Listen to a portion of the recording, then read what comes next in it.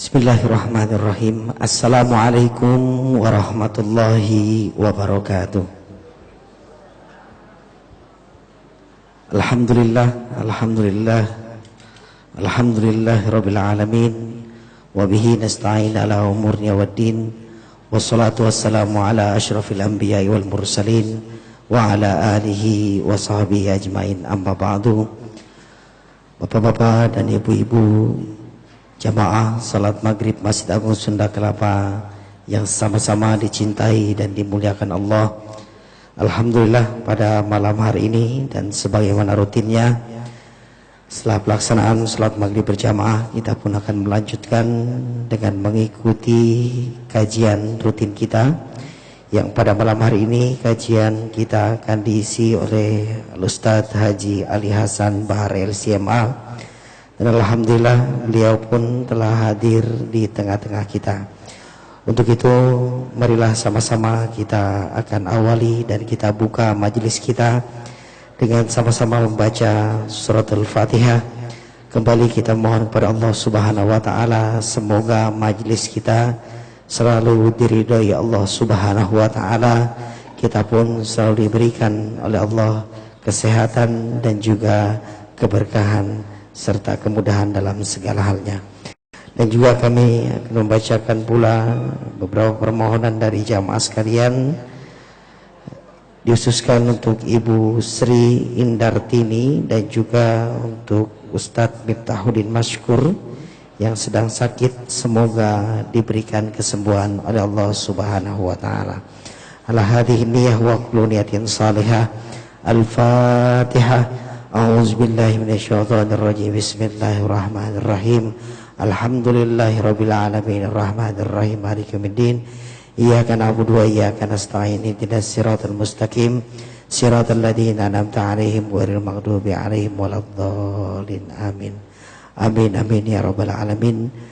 Hadirin bapak-bapak dan ibu-ibu, sebelum kita sama-sama mendengarkan kajian kita pada malam hari ini, kembali kami informasikan untuk jamaah sekalian, bagi bapak-bapak dan ibu-ibu yang ingin memiliki buku sirah Nabi Muhammad SAW yang dikutip daripada atau yang diambil dari hadis-hadis sahih yang ditulis kembali oleh Pak Quraisy Shihab, yaitu tentang sirah atau perjalanan Nabi Muhammad, yang pada Ahad kemarin Pak Ustadz kita membawa bukunya, dan buku ini akan menjadi buku rujukan dalam kuliah duha pada Ahad pertama dalam setiap bulannya.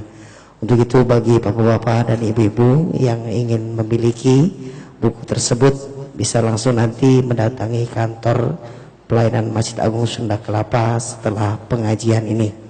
Bukunya cukup tebal ya, untuk itu insyaallah sangat bermanfaat untuk kita semua, karena materi yang dibawakan nanti oleh Ustadz melalui kutipan-kutipan dari buku-buku tersebut.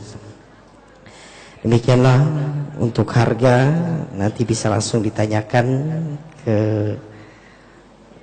panitia yang sudah standby di kantor pelayanan Masjid Agung Sunda Kelapa. Baik bapak-bapak dan ibu-ibu yang dirahmati Allah, dan selanjutnya marilah sama-sama kita akan kembali mendengarkan kajian kita pada malam hari ini yang akan disampaikan oleh Ustadz Haji Ali Hasan Bahar LCMA. Kepada beliau dengan segala hormat kami persilahkan.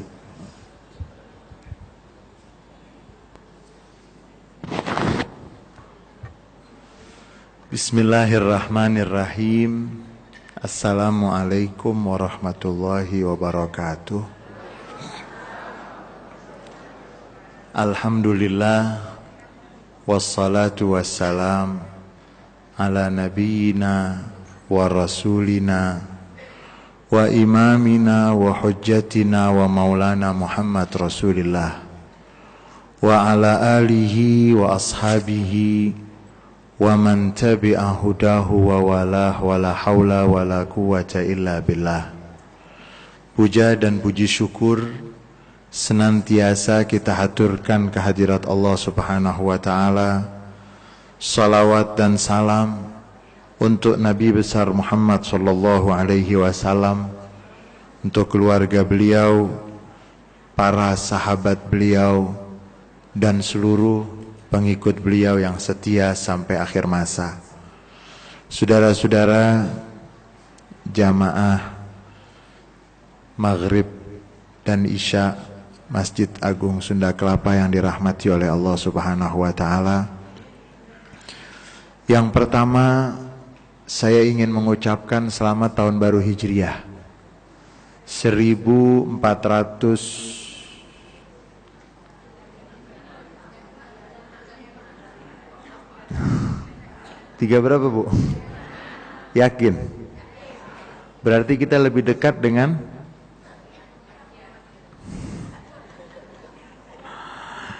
1435 Hijriah. Mudah-mudahan tahun Hijriah yang baru ini membawa keberkahan, membawa kebaikan untuk kita, keluarga kita, masyarakat, bangsa dan negara kita, terutama juga untuk saudara-saudara kita umat Islam dimanapun. Terlebih untuk saudara kita umat Islam di negara-negara yang sedang terjadi konflik, kita memohon kepada Allah, mudah-mudahan tahun baru Hijriah ini akan ada suasana yang baru dan keadaan yang baru lebih baik untuk mereka semua dan untuk kita semua. Pada malam hari ini kita akan membaca beberapa ayat yang berkaitan dengan sahabat kaum Muhajirin dan Ansor. Dari surat Al-Hasyr, surat Al-Hasyr ayat 8. Surat Al-Hasyr ayat 8.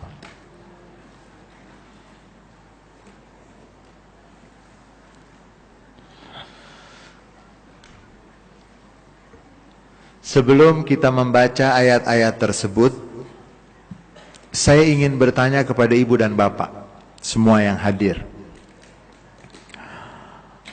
Kira-kira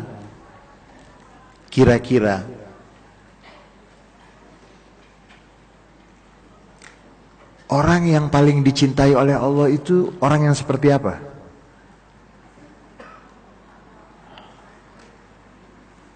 Orang yang paling dicintai oleh Allah itu orang yang seperti apa? Hah? Ada orang bertakwa tapi pelit. Nah, orang yang paling dicintai oleh Allah seperti apa? Hah?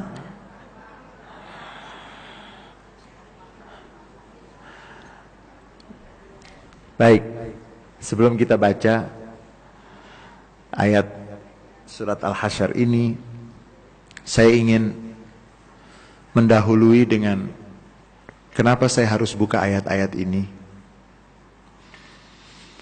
Pertama, karena kita masih dalam nuansa tahun baru Hijriah, dan perjalanan hijrah itu bukan sembarangan perjalanan, sehingga tidak boleh sama sekali umat Islam lupa dengan perjalanan hijrah. Tidak boleh. Kemudian yang kedua, saya pernah mendapatkan informasi yang membuat sedikit bulu apa ya? Ya, bulu romanya itu bangun. Karena ada seorang ibu mengatakan, Ustadz, saya punya menantu mu'alaf, agamanya awalnya Kristen, kemudian sekarang sudah menjadi menantu saya, dia masuk Islam, sekarang dia hamil beberapa bulan. Tapi semenjak dia hamil, dia mengatakan dia belum menemukan tokoh, sosok yang bisa mengalahkan Yesus Kristus. Ibu itu shock, karena menantu yang dalam keadaan hamil ini menyatakan seperti itu. Saya katakan, ibu tidak usah shock, atau kalau shock jangan terlalu lama. Boleh shock tapi jangan terlalu lama. Kita selesaikan ini dengan cara-cara yang baik. Dengan cara-cara yang menyentuh.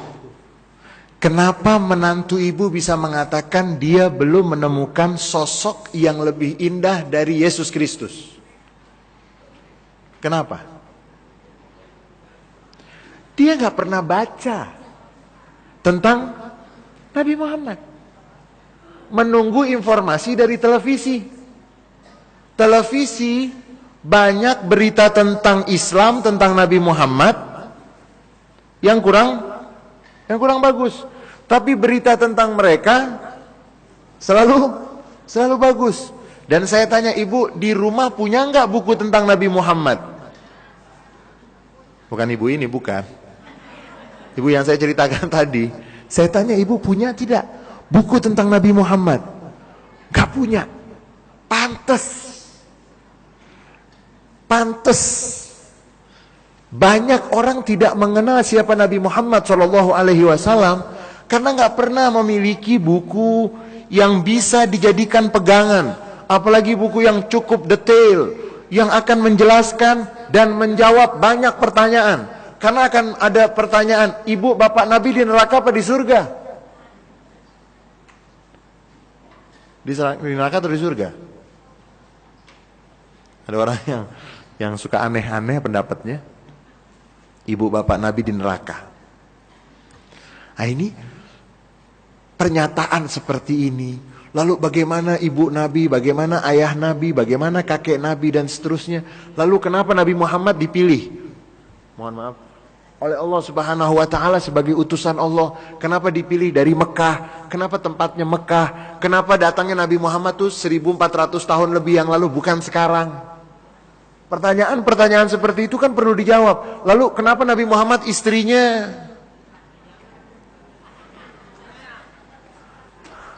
Oh ini sensitif ya.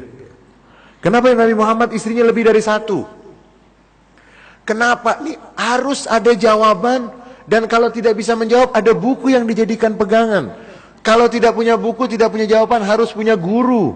Yang guru tersebut akan menjelaskan sehingga mohon maaf, kita itu tidak boleh hanya kenal dengan Nabi Muhammad, tapi harus cinta. Harus, bagaimana saya bisa cinta kalau saya nggak kenal? Bagaimana? Sayyidina Umar bin Khattab radhiyallahu anhu wa ardhah. Sayyidina Umar itu pernah mengatakan, wahai Rasulullah, aku mencintaimu, tetapi aku lebih mencintai diriku dan anakku. Rasulullah bilang, belum wahai Umar. Sayyidina Umar mengatakan, aku mencintaimu wahai Rasulullah melebihi cintaku daripada mencintai anak-anakku. Belum. Aku mencintaimu wahai Rasulullah melebihi cintaku terhadap anakku, keluargaku, dan terhadap diriku sendiri. Rasulullah mengatakan, al-an ya Umar. Sekarang wahai Umar, benar-benar Anda telah beriman. Karena orang yang beriman itu harus cinta kepada Rasulullah. Dan saya hari-hari ini dalam nuansa hijrah, ketika banyak orang mempromosikan dirinya dengan foto.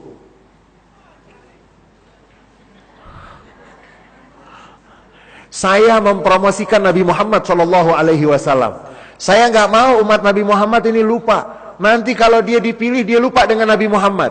Akhirnya yang dikorbankan siapa? Umat Nabi Muhammad SAW. Sehingga kita berusaha, dan sebentar lagi ini di bulan Muharram, sebentar lagi nanti akan ada bulan Rabiul Awal. Harus umat Islam ini harus kembali mengenal nabinya. Karena siapapun yang mengenal Nabi Muhammad SAW bohong kalau dia tidak tertarik dengan Nabi Muhammad. Itu banyak ayat Al-Quran yang menjelaskan, mereka bukan menentang kamu wahai Muhammad, mereka percaya kepada kamu, cuman ada penyakit di hati mereka. Sedih sekali kalau seorang muslimah ataupun muslim akhirnya dia tidak mengenal Nabi Muhammad SAW dengan baik, terombang-ambing. Ustadz, kok Siti Aisyah lebih muda ya? Itu gimana tuh Ustadz? Jawabannya dari mana? Dari mana kita mau tahu? Kalau kita tidak memiliki, makanya bukunya mana Ustadz Umar? Itu buku Pak Quraisy Syihab Profesor Quraisy Shihab, beliau sebagai ketua Dewan Pakar ya dari Masjid Sunda Kelapa. Buku beliau itu, mana bukunya? Ustadz Faruk lupa. Saya menganjurkan dan saya promosikan. Kenapa? Saya dapat pertanyaan tentang Nabi Muhammad banyak sekali di dalam buku tersebut. Jawabannya sangat memuaskan secara ilmu pengetahuan, secara akal dan logika, secara referensi yang cukup. Sehingga umat Nabi Muhammad, mohon maaf, jangan kebingungan, punya Nabi bingung. Ada pertanyaan, kenapa Nabi Muhammad itu menikah dengan Siti Aisyah? Umurnya Siti Aisyah berapa? Kok nikah dengan Siti Aisyah? Kok nikah dengan ini? Bagaimana menjawabnya? Kemudian saudara-saudara, Nabi Muhammad SAW manusia. Manusia. Nabi Muhammad tidur enggak? Tidur. Makan tidak? Ke pasar tidak? Nabi Muhammad bukan malaikat. Orang kafir Mekah mengharapkan Nabi Muhammad malaikat. Kalau tidak turun langsung dari langit malaikat, kami enggak percaya. Nabi Muhammad ke pasar. Ketika Nabi Muhammad ke pasar, mereka bertanya, "Mali hadzal rasul ya'kulu ta'ama wa yamshi fil aswaq?" Ini Rasul seperti apa? Masa makan, masa ke pasar? Mereka mengharap yang namanya Rasul itu kayak malaikat. Jalannya terbang, di awang-awang. Mau dipegang gak bisa. Seperti Harry Potter. Ke belakang, ke depan, terbang sana. Tidak. Agama Islam, agama realistis. Nabinya manusia. Yang dikenal garis keturunannya dan langkah, jerih payah, dan prestasinya di atas muka bumi terlihat. Ayat yang kita akan baca dari surat Al-Hasyr. Dari surat Al-Hasyr.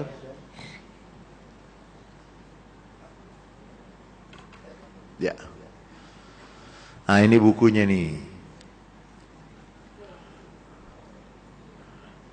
Ibu pernah ke restoran bintang 5 enggak? Bapak pernah? Nasinya seberapa nasinya? Ini, maaf saya ini menunjukkan buku ini sudah semestinya sekarang umat Islam memiliki buku seperti ini. Untuk mengenal lebih dekat siapa nabinya, siapa sahabat para nabinya. Bagaimana perjuangan hijrah mereka, perjuangan kaum Ansor dan seterusnya. Yang akan kita baca ayat-ayat ini dari surat Al-Hasyr.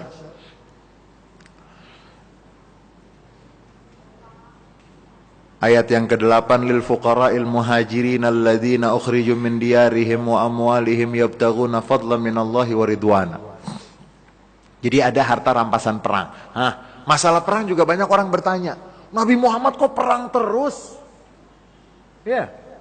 Akhirnya yang dapat Nobel perdamaian siapa? Nabi Muhammad kok perang terus? Di sini dijawab. Dalam buku ini dijelaskan, Nabi Muhammad tuh nggak pernah diam-diam terus langsung menyerang, nggak pernah. Apalagi alasan bohong, katanya punya senjata massal padahal nggak punya. Itu siapa tuh? Ngakunya ada senjata massal, kita mau senjata pemusnah massal akan. Nabi Muhammad tidak. Ditelusuri satu persatu. Perang ini sebabnya kenapa? Jalan perangnya bagaimana? Kemudian korban-korban perang diperlakukan seperti apa? Kalau zaman sekarang, mohon maaf, zaman yang sudah ada PBB, sudah ada Amnesty Internasional, sudah ada hak asasi manusia, sudah ada banyak sekali lembaga kemanusiaan. Bagaimana kabar korban perang? Nabi Muhammad, korban perang, itu mendapatkan kemanusiaan. Kalau wanita itu ditawarkan ada yang mau nikahi tidak? Maaf, bukan dilakukan perbuatan asusila.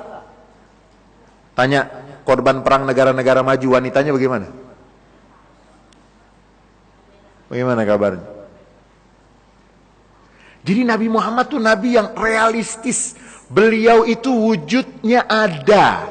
Beliau lahir dari ibu dan bapak. Kemudian beliau dibesarkan. Kemudian beliau diutus menjadi nabi. Kemudian beliau membangun. Ada sahabat-sahabat beliau yang disebut dengan kaum muhajirin. Ayat-ayat yang akan kita baca ini dari surat Al-Hasyr.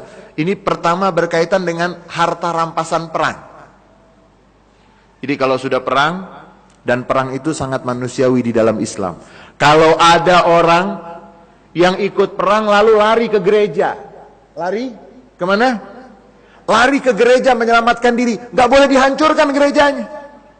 Siapa yang menyelamatkan diri ke dalam rumah peribadatan, dia selamat. Pendeta tidak boleh dibunuh. Kecuali kalau membawa senjata dan senjatanya sudah diarahkan untuk membunuh. Wanita tidak boleh dibunuh. Nabi Muhammad pernah marah dalam salah satu perang. Di buku ini cukup sekali, detail.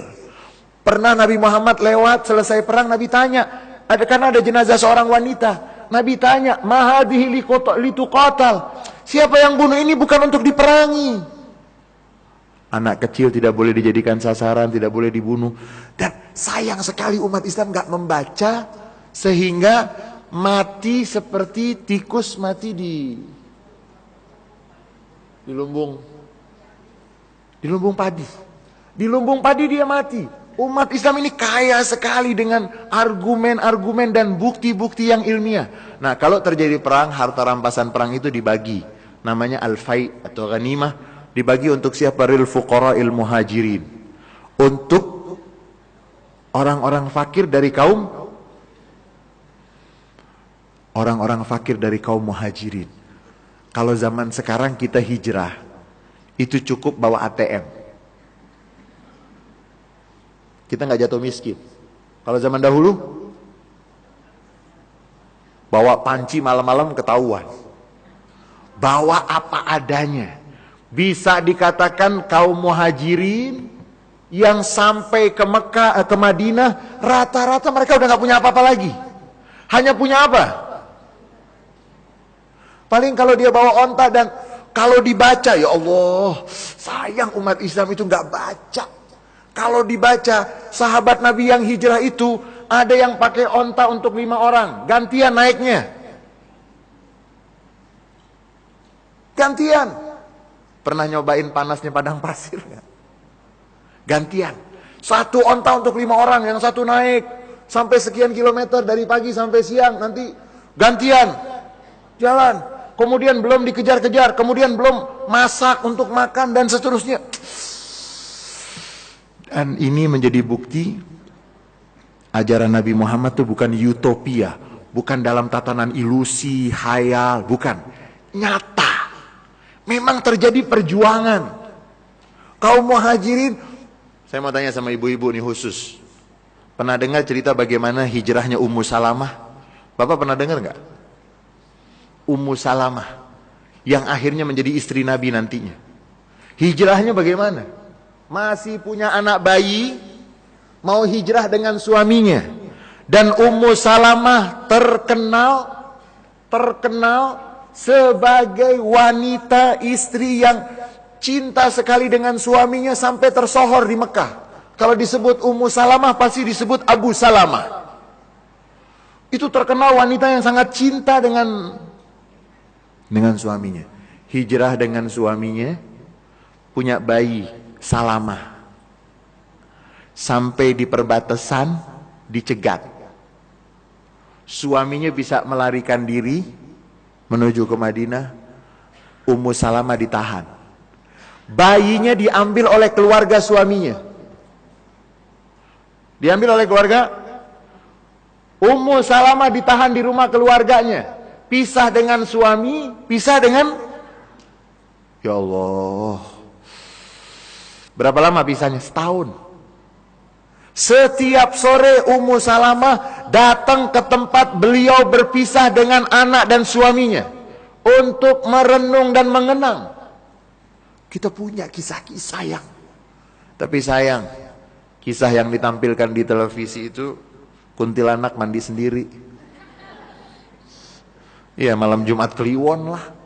inilah itulah yang tidak mencerdaskan, tidak membangun semangat perjuangan. Kaum muhajirin, jadi harta rampasan perang dari perang Bani Nadir ini maka akan dibagikan untuk fuqara muhajirin. Siapakah mereka fuqara muhajirin tersebut? Mereka yang dikeluarkan dari rumah mereka dan harta mereka. Mereka dikeluarkan dari rumah mereka dan harta mereka. Kenapa mereka dikeluarkan dan meninggalkan rumah dan harta mereka? Untuk apa mereka? Untuk apa? Untuk bukan mengadu nasib. Yabtaghuna fadlan minallahi wa ridwana. Mencari bukan sesuap nasi. Mencari apa? Yang dicari beda. Kalau ada sebagian ulama mengatakan, kalau orang tergila-gila dengan rezeki, padahal sudah dijamin sama Allah. Kata Ibnu Athaillah As-Sakandari, seorang ulama ahli ma'rifat, ahli tasawuf, beliau mengatakan, aneh sekali manusia mengurus yang sudah dijamin, lalai terhadap yang belum dijamin. Rezeki sudah dijamin belum? Kok sibuk? Surga neraka? Husnul khotimah, sul khotimah? Rezeki sudah dijamin, cuman nanti masalahnya namanya keimanan. Namanya apa? Keimanan. Ada yang percaya, ada yang tidak. Ada yang percayanya malam Jumat, percayanya di Mekah, percayanya di majelis taklim, keluar dari Mekah, keluar dari majelis taklim, keluar dari malam Jumat, percayanya, imannya kan naik. Mereka kaum muhajirin yang dikeluarkan dari rumah mereka, dari harta mereka, mencari karunia dari Allah. Waridwana, keridoan. Kita kan maunya puas untuk diri kita, tapi untuk menyenangkan Allah pernah tidak? Allah itu paling ridho. Innallaha yardalakum salasan. Allah itu ridho dengan kamu kalau kamu melakukan beberapa hal. Yang pertama, anta'buduhu wa la tusyriku bihi syai'a. Tauhid. Menyembah Allah, tidak menduakan Allah dengan segala sesuatu. Wa an ta'tasimu bihablillah.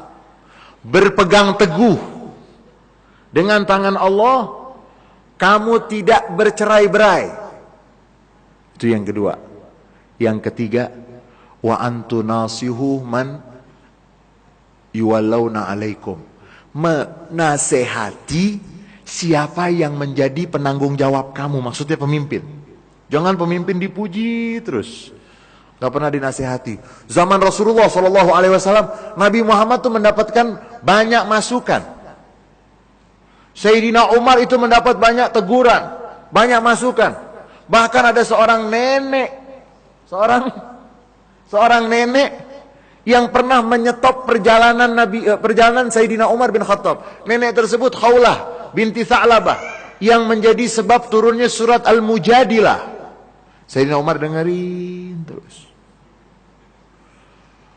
Dan Allah membenci, tidak akan memberikan keridhaannya kepada kamu kalau kamu melakukan kasratus su'al wa idha'atil mal wal kili wal qal. Banyak bertanya untuk menghindar dari kewajiban, seperti bangsa Bani Israel. Bertanya boleh, tapi yang tidak boleh itu bertanya untuk menghindar. Bangsa Bani Israel kan diperintahkan untuk menyembelih sapi. Supaya kewajibannya itu gugur, cari pertanyaan yang sulit dijawab. Sapinya warna apa? Barangkali nggak bisa dijawab kan nggak jadi. Sudah tanya warnanya, sapinya itu yang masih gadis atau sudah? Sapinya itu yang sudah ini atau belum? Sapinya yang pernah membajak sawah atau belum? Pertanyaan yang kemudian sapi itu buntutnya nempel sama tanah, menyapu tanah atau tidak. Itu namanya kasratus su'al. Pertanyaan banyak, tujuannya bukan untuk ilmu. Untuk Allah tidak ridho, banyak soal, banyak pertanyaan seperti itu. Kemudian membuang-buang harta. Bapak mau lihat saudaranya setan tidak? Mungkin kalau lihat setan susah, lihat saudaranya saja. Saudaranya kan mesti mirip-mirip tuh. Entah mirip wajahnya, suaranya. Orang yang membuang-buang innal mubazzirina kanu ikhwanas syayatin. Orang yang mubazir, yang menghambur-hambur, saudaranya setan. Jadi kalau punya suami sering menghambur-hambur harta, berarti dia bersuami dengan, dia berbesan dengan saudara setan. Istri yang menghambur-hambur harta, itu setan. Banyak bertanya, membuang-buang harta. Qil wal qal. Kemana-mana katanya begini, katanya begitu. Oh, ada gubernur yang sepatunya harganya sekian, tasnya sekian. Kalau jalan berarti yang jalan sekian miliar. Jaksa bukan, pengacara bukan, hakim bukan, ngurusin apa? Katanya begini, katanya begitu. Kita dibawa oleh alam yang melupakan tanggung jawab kita. Allah tidak ridho. Kaum muhajirin dan ansar, kaum muhajirin meninggalkan semua. Harta mereka, rumah mereka, sampai mereka tidak punya apa-apa. Apa yang mereka harapkan? Karunia dan keridhaan. Keridhaan Allah. Wa yansurunallaha wa rasulah. Mereka keluar itu untuk menjadi bagian, menolong, membantu agama Allah dan agama Rasulullah. Allah nggak perlu bantuan, ya. Allah bisa menciptakan semuanya beriman. Tapi yang dimaksud di sini bukan menolong Allah. Allah nggak butuh pertolongan. Menolong perjuangan. Kalau Allah tidak memerlukan, Allah mau menciptakan semua kafir bisa, semuanya muslim, mukmin bisa, semuanya masuk neraka bisa. Tetapi dengan usaha manusia, sayangnya Allah itu, Anda berusaha, semuanya modal dari Allah. Tapi Anda mendapatkan ganjaran dari Allah. Modalnya semua dari, bisa bergerak dari Allah, bisa berpikir dari Allah, bisa melangkah dari Allah. Semua modal dari, kita cuma ngapain tuh? Cuma diganjar. Tapi manusia sering lupa. Dan ada yang mengatakan, sebagaimana dalam beberapa riwayat dikatakan ada orang sudah beribadah 500 tahun, minta masuk surga. Ya Allah, kan saya sudah sholat, sudah puasa, 500 tahun saya sudah berbuat baik. Masuk neraka. Kenapa ya Allah saya sudah? Karena kamu menganggap itu semua dari kamu. Kenapa kita dalam sholat itu selalu baca Alhamdulillahirabbil alamin? Bagaimanapun keadaan dan posisi keimanan kita, tetap pujian untuk Allah, bukan pujian untuk diri kita. Karena kita tidak punya apa-apa. Kita ini, kalau menurut Profesor Ratib Nabulsi, seorang ulama besar dari Republik Arab Syria, beliau mengatakan bahwa nyawa manusia itu seperti cetekan lampu. Kalau Allah mematikan gampang nggak? Cetek. Ada di Saudi Arabia ada seorang ibu takut anaknya naik pesawat. Jangan naik pesawat. Kemudian mau ada liburan, semuanya mau naik pesawat, kawan-kawannya satu sekolah. Ibunya bilang, jangan, mama paling takut kalau kamu naik pesawat. Nanti kalau pesawatnya jatuh gimana? Mama kehilangan anak mama. Anaknya tidak ikut, ngambek di dalam kamar. Kawan-kawannya sudah berangkat pagi hari. Kemudian ibunya begitu melihat berita jam 10 pagi, ada berita pesawat jatuh. Korbannya anak-anak sekolah yang sedang berlibur. Wah, ibunya senang, alhamdulillah, mau bangunin anaknya meninggal juga. Ajal. Bisa di tempat tidur, bisa di jalan, bisa kecelakaan, bisa tanpa kecelakaan, dan seterusnya dan seterusnya. Menolong Allah dan Rasulnya maksudnya agama Allah. Perjuangan agama Allah dan agama Rasulullah SAW. Ulaika humul Ulaika humus shadiqun. Jujur, benar. Kalau saya mengaku muslim, apakah benar pengakuan saya? Ini kaum muhajirin diakui mereka jujur. Ulaika humus shadiqun. Mereka adalah orang-orang yang benar karena terbukti ngaku beriman, disuruh hijrah langsung. Ada hadis yang sangat populer. Innamal a'malu binniyat wa innamal likulli imri'in ma nawa. Segala amal perbuatan tergantung kepada niatnya. Faman kanat hijratuhu ilallahi wa rasulihi fa hijratuhu ilallahi wa rasulih. Siapa yang hijrahnya karena Allah dan karena Rasulnya, maka sesuai dengan niatnya. Faman kanat hijratuhu lidunya yusibuha aw imra'atin yankihuha fa hijratuhu ila ma hajara ilaih.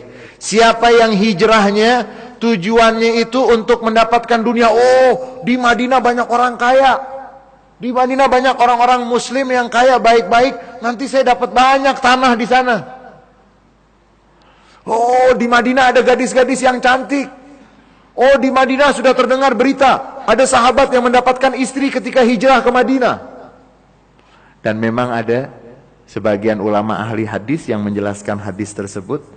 Ada seorang yang pergi hijrah tujuannya bukan karena Allah, tapi karena kekasihnya ikut hijrah. Kekasihnya namanya Ummu Qais. Akhirnya sahabat itu dijuluki Muhajir Ummu Qais, yang hijrah untuk Ummu Qais. Ummu Qais itu cantik, pacarnya ini masih di Mekah. Begitu dengar Ummu Qais hijrah, dia ikut. Tuh, niatnya untuk mendapatkan wanita. Kalau kaum muhajirin yang ikhlas, mereka semuanya meninggalkan harta, kekayaan, rumah untuk mendapatkan karunia dan keridhaan Allah. Mereka itulah ulaika humus shadiqun. Kemudian kelompok yang kedua itu tadi muhajirin. Sahabat Nabi ini ada tingkatannya, ada kelasnya. Yang paling tinggi itu adalah kaum muhajirin yang pertama masuk Islam. Sayyidina Abu Bakar, Sayyidina Umar, Sayyidina Utsman, kemudian Bilal bin Rabah, Ammar bin Yasir, Mus'ab bin Umair, tuh kan. Nama-nama ini asing. Saya lihat hari Minggu kemarin saya sebut itu. Saya lihat ada seorang anak, ya usia masih SD mungkin, pakai kaos bola warna merah. Itu kaos dari tim mana itu? Tulisannya satu, As-Siddiq Abu Bakar, my Khalifah. Main bola pakai kaos Abu Bakar. La haula wala quwata. Masa Sayyidina Abu Bakar mau disamain dengan Ronald siapa?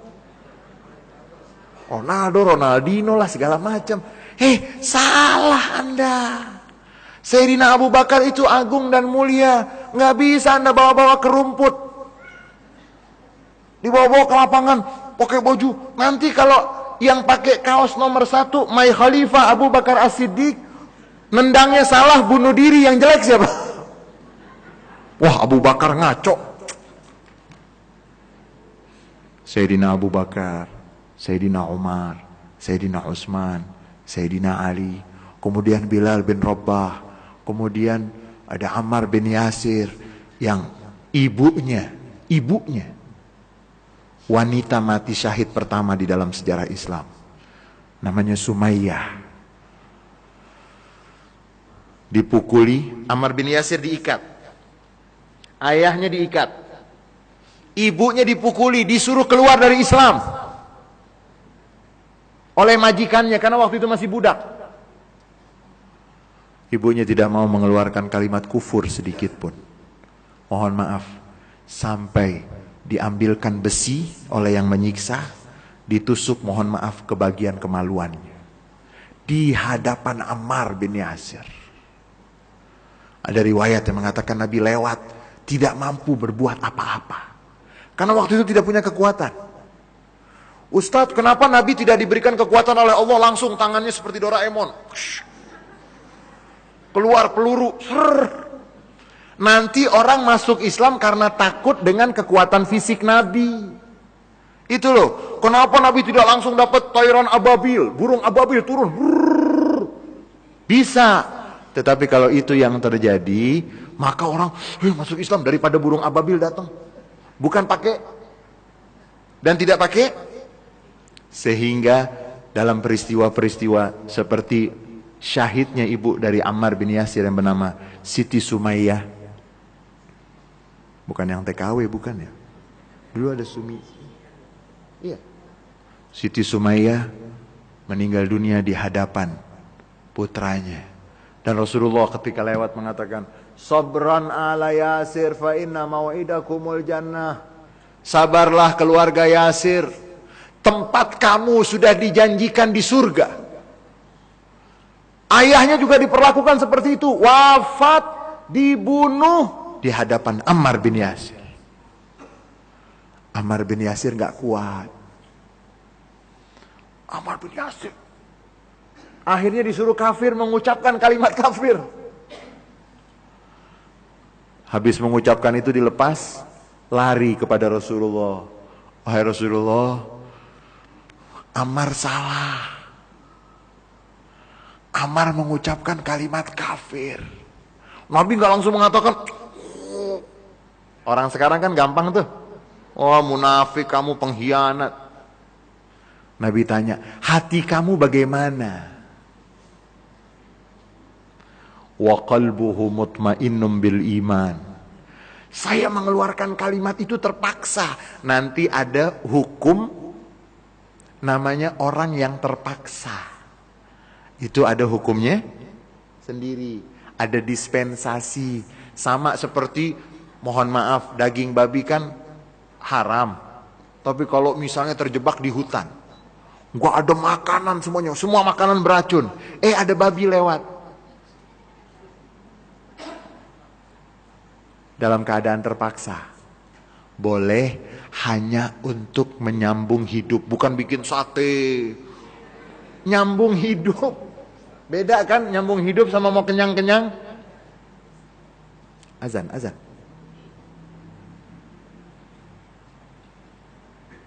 Sudah azan? Ya. Nanti kita lanjutkan selesai azan.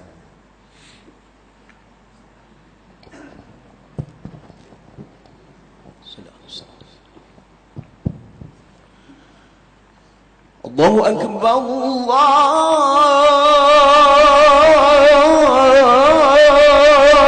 Akbar.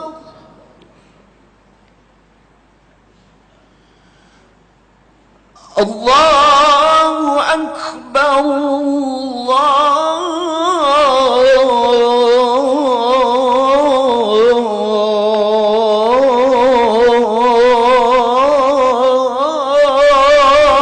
Akbar.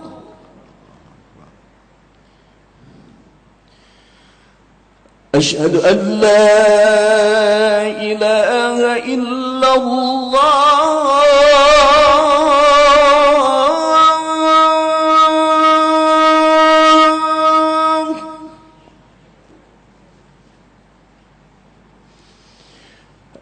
أشهد أن لا إله إلا الله.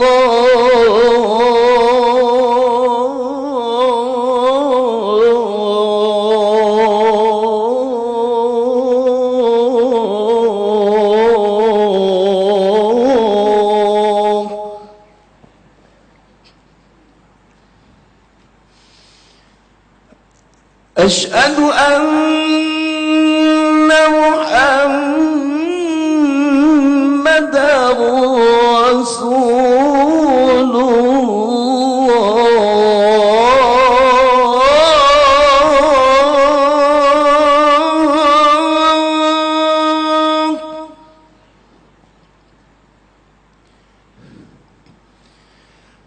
أشهد أن محمد رسول الله.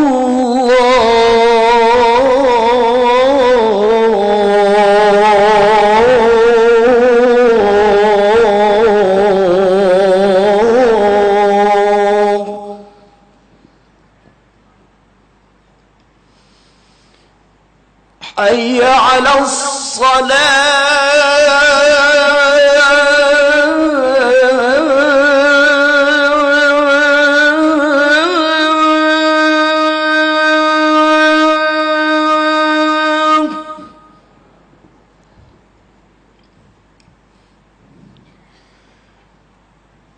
حي على الصلاة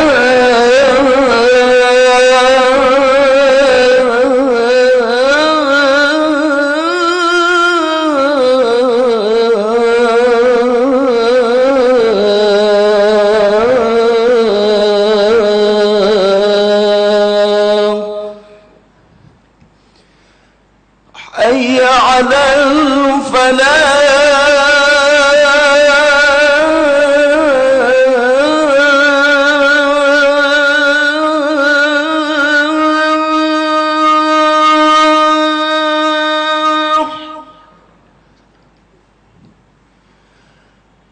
حي على الفلاح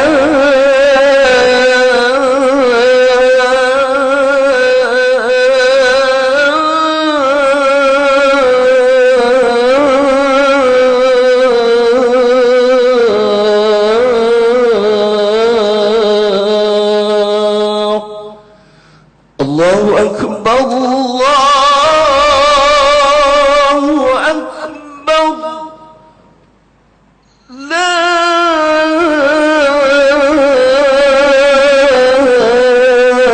إله إلا الله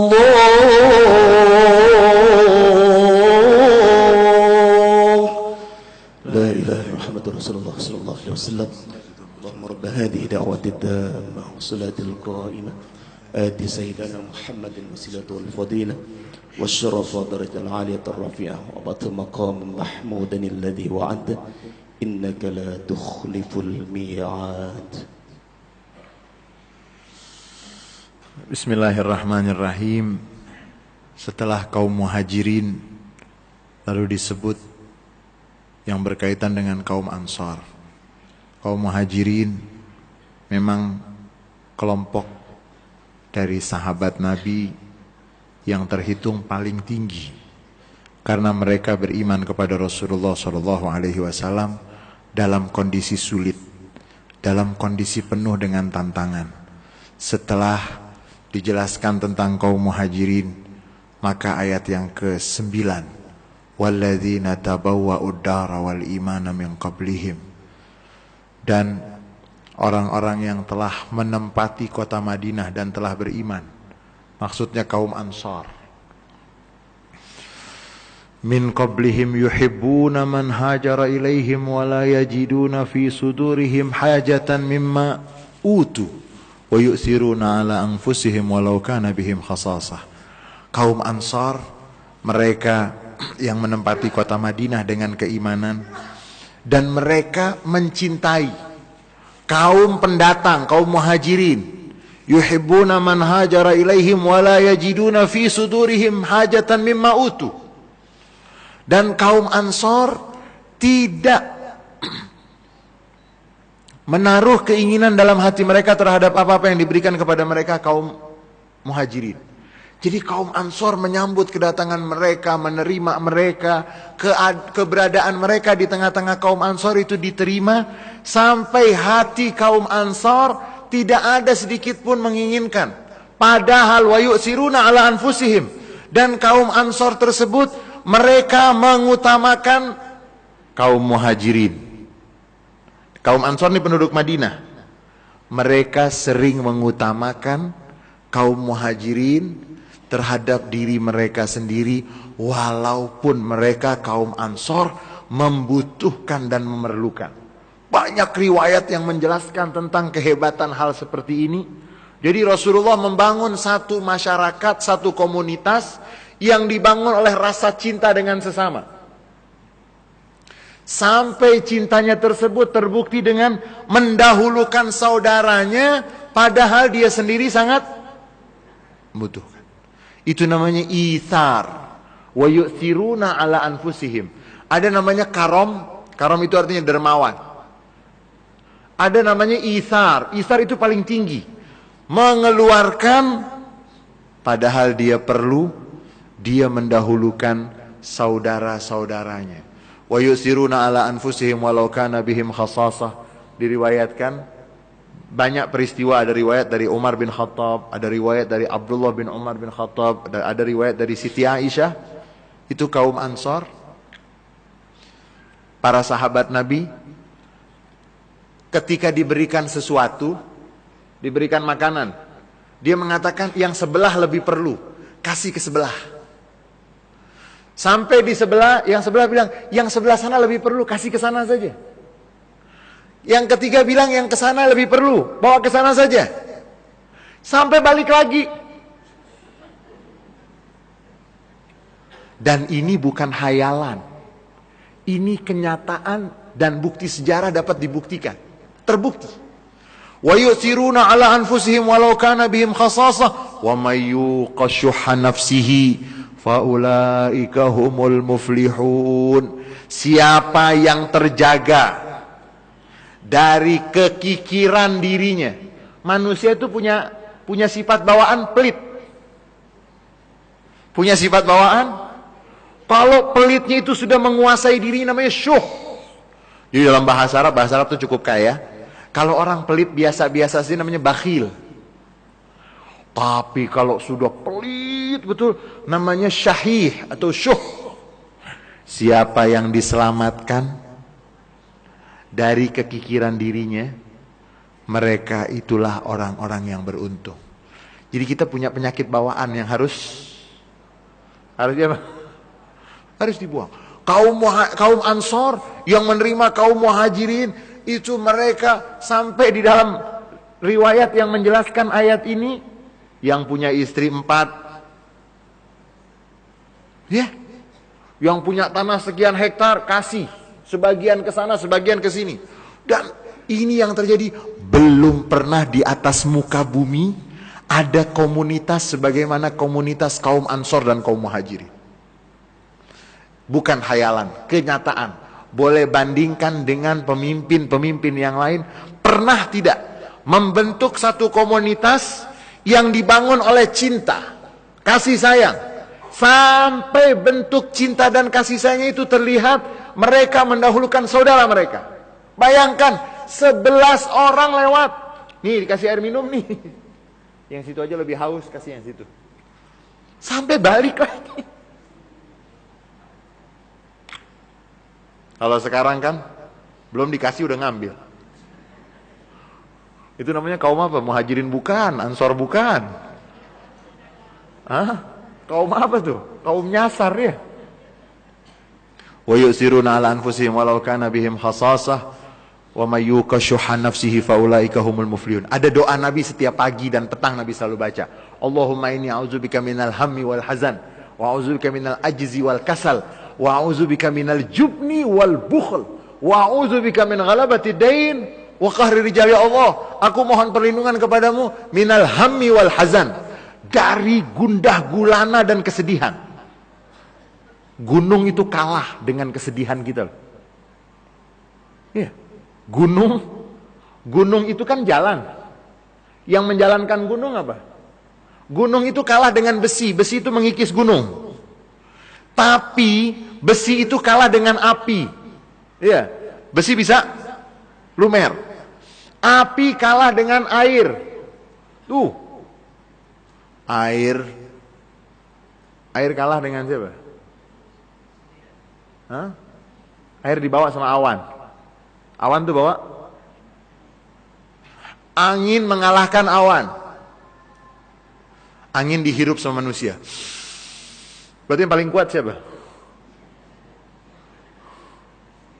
Hah? Gunung dikikis oleh besi. Besi dibakar oleh api.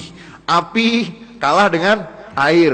Air dibawa oleh awan. Awan digiring oleh siapa? Manusia. Tapi manusia yang kuat, manusia bisa hancur karena gundah gulana.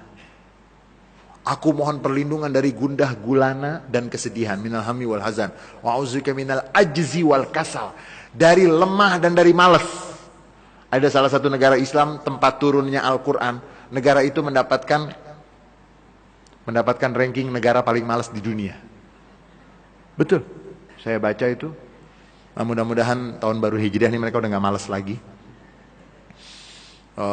Saya baca laporan dari PBB, negara tersebut negara yang penduduknya paling malas. Karena sekolah dibayar, semua dibayar, pembantu dari Indonesia banyak, tinggal akhirnya tidak. Minal ajizi wal kasal wa minal jubni wal bukhl. Dari rasa takut dan kikir, Nabi itu selalu berdoa, mohon dijauhkan dari wa min ghalabati daini wa qahri rijal, dan dari lilitan hutang dan kekejaman orang-orang yang gagah dan kokoh yang biasa menghancurkan orang-orang yang lemah. Nabi minta kepada Allah dijauhkan dari penyakit kikir. Wa man yuqa syuha nafsi faulaika humul muflihun. Kemudian setelah kaum Muhajirin, kaum Ansor, baru ayat yang ke-10, walladzina ja'u min ba'dihim yaquluna rabbana ighfir lana wa li ikhwanina alladzina sabaquna bil iman wa la taj'al fi qulubina ghillan lilladzina amanu rabbana innaka raufur rahim. Ini siapa? Kita bukan. Dan orang-orang yang datang setelah kaum Muhajirin, kaum Ansor, ada kelompok yang datang. Yaqulun, mereka yang mengatakan rabbana ighfir lana, Tuhan kami ampuni kami dan ampuni dosa saudara-saudara kami yang telah mendahului kami dengan keimanan. Wala taj'al fi qulubina ghillan, jangan engkau jadikan di dalam hati kami kedengkian terhadap orang-orang yang beriman. Dengki terhadap orang-orang yang beriman. Nabi yang mengatakan yang namanya kedengkian itu akan mengikis amal, akan mengikis, menghabiskan amal, sebagaimana api menghabiskan kayu bakar. Jadi kalau dengki dengan orang yang tidak beriman sudah nggak bagus, apalagi dengki dengan orang yang beriman. Sekarang sedang terjadi di beberapa wilayah, dan kita mengharapkan mudah-mudahan jangan sampai terjadi di Indonesia. Benci, yang satu mendukung presiden, yang satu anti presiden. Benci betul, nggak mau negor. Beda calon presidennya berantem. Wala taj'al fi qulubina ghillal lidzina amanu. Jangan engkau jadikan di dalam hati kami ada kedengkian terhadap orang-orang yang beriman. Rabbana innaka raufur rahim. Tuhan kami, sesungguhnya engkau maha penyantun. Rauf itu bedanya dengan Rahman dan Rahim. Kalau Rauf itu memberi terhadap orang yang ada hubungan, dan memberinya itu lebih dari keperluan.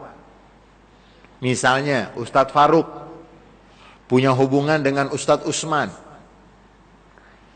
Zunnurain. Ustadz Usman Zunnurain punya hubungan baik. Ustadz Faruk memerlukan sesuatu, misalnya perlunya 15 miliar.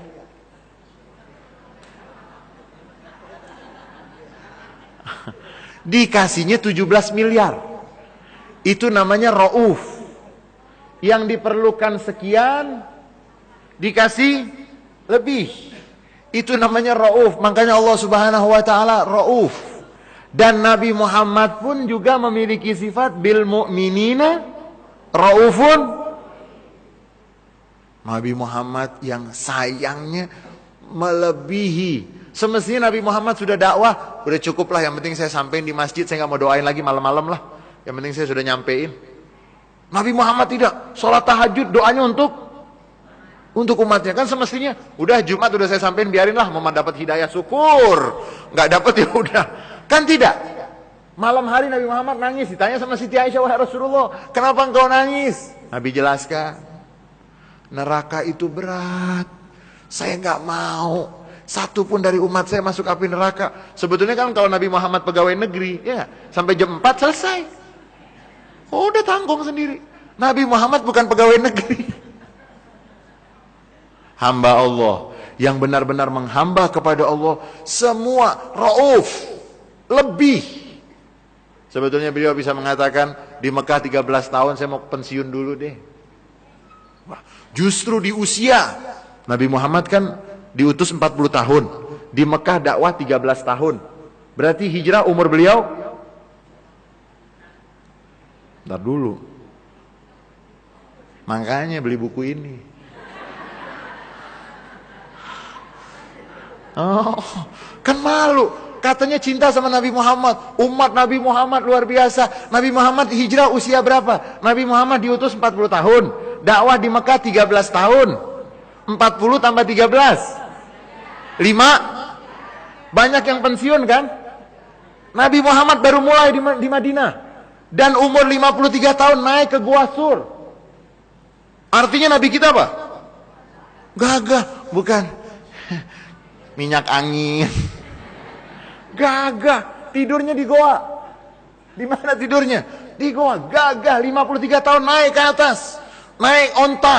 Coba umur 53 tahun naik onta. Merem.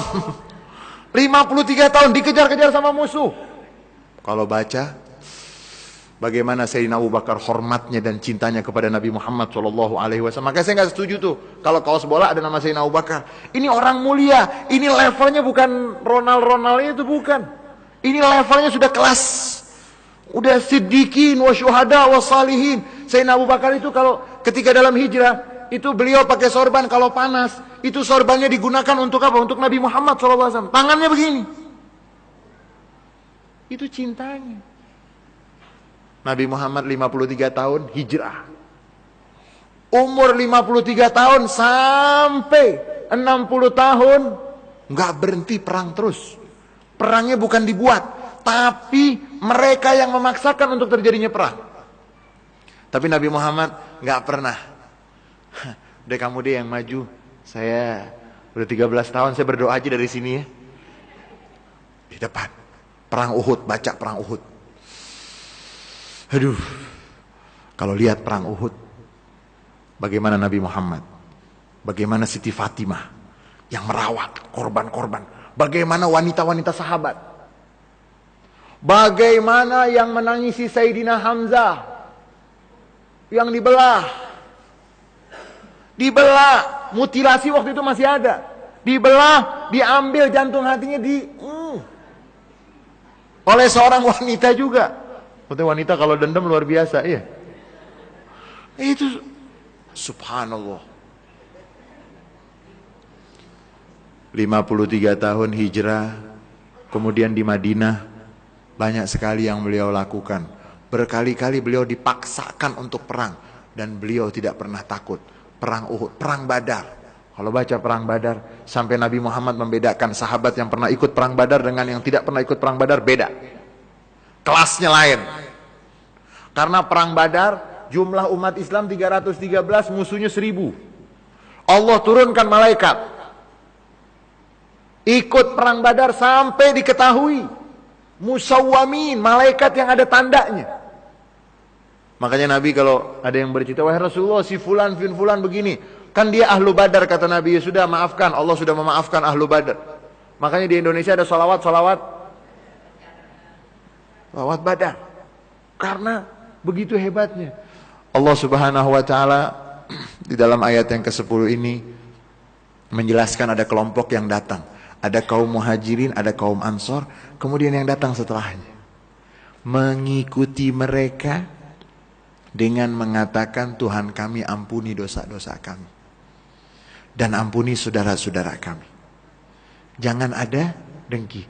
Saudara kita yang telah mendahului kita, semua umat Islam pasti ada salahnya, pasti ada kurangnya.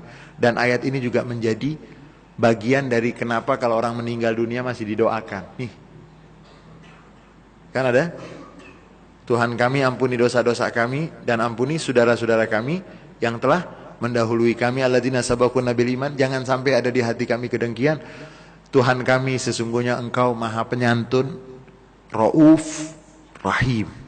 Yang sayangnya itu ada 99 rahmat menunggu kita. Sekarang baru diturunkan 1. Kita diminta sabar dengan baik, jangan sampai merusak ibadah kita untuk bisa mendapatkan 99 rahmat yang sudah menanti kita. Dan Rasulullah SAW, kalau dibaca di dalam sejarahnya beliau, di akhir-akhir hayat beliau, memang beliau banyak berziarah ke kubur Baqi. Dan ada beberapa riwayat yang menjelaskan Nabi Muhammad berdialog dan berbicara dengan penduduk Baqi dengan mengatakan, yang kamu dapatkan sekarang baik sekali dengan apa yang kami hadapi di atas muka bumi ini. Rasulullah berdialog, dan Rasulullah yang rindu dengan saudara-saudaranya, sampai Rasulullah sebut, Allahumma arham ikhwani, ya Allah rahmati saudara-saudaraku. Sahabat bilang, wahai Rasulullah, kami sahabat-sahabatmu, kami kan termasuk saudara-saudaramu. Bukan, kata Nabi. Allahumma arham ikhwani, Allahumma inni ishtaqtu ila ikhwani, ya Allah, aku rindu kepada saudara-saudaraku. Sahabat yang hadir di situ mengatakan, wahai Rasulullah, kami sahabat-sahabatmu kan saudara-saudaramu. Nabi bilang, bukan, kamu benar sahabat-sahabatku, tapi yang aku rindu saudara-saudaraku yang tidak pernah berjumpa denganku, tapi beriman, percaya sekali denganku. Aku rindu kepada mereka. Mudah-mudahan kita semua termasuk dari yang disebut oleh ayat yang ke-10 dari surat Al-Hasyr ini, yang selalu mendoakan orang-orang yang telah mendahului kita. Dan mudah-mudahan kalau hijrah Nabi Muhammad, Madinah berubah namanya Yathrib, dengan hijrah menjadi Thaibah, Tobah. Tempat yang tadinya adalah tempat mengeringkan kurma berubah menjadi masjid dengan hijrahnya Rasulullah, dan tempat itu berubah menjadi taman di antara taman surga. Raudhatun min riyadil.